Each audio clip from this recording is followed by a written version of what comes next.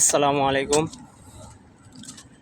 তো কয়েকদিন ধরে রাত্রে ঘুমাতে পারি না বাংলাদেশের খবর দেখে। মাইলস্টোনের যে ঘটনাটা ঘটছে উত্তরা স্কুলের, সবার জন্য দোয়া করি।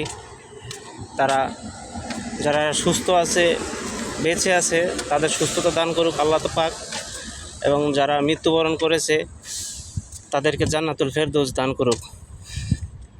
আসলে কি জানেন ভাই, একটা জিনিস আমি শুনছি যে বাবা মা যদি কোনো ভুল করে বা অন্যায় পথে চলে, সেটা কিন্তু তাদের ছেলে সন্তানের উপর দিয়ে যায়। আসলে যে ঘটনাটা ঘটছে সেটা ভুলার মতো না। সবারই মনে আছে এবং সবারই কলিজায় হিট করছে, আঘাত আনছে।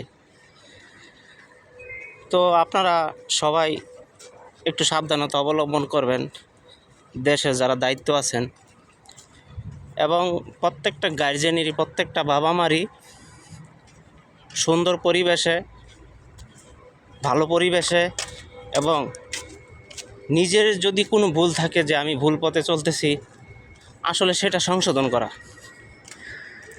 কারণ একটা বড় মানুষের যদি কোনো কিছু হয় এটা মেনে নেওয়া যায়, কিন্তু বাচ্চাদের কোনো কিছু হইলে এটা আসলে মেনে নেওয়া যায় না।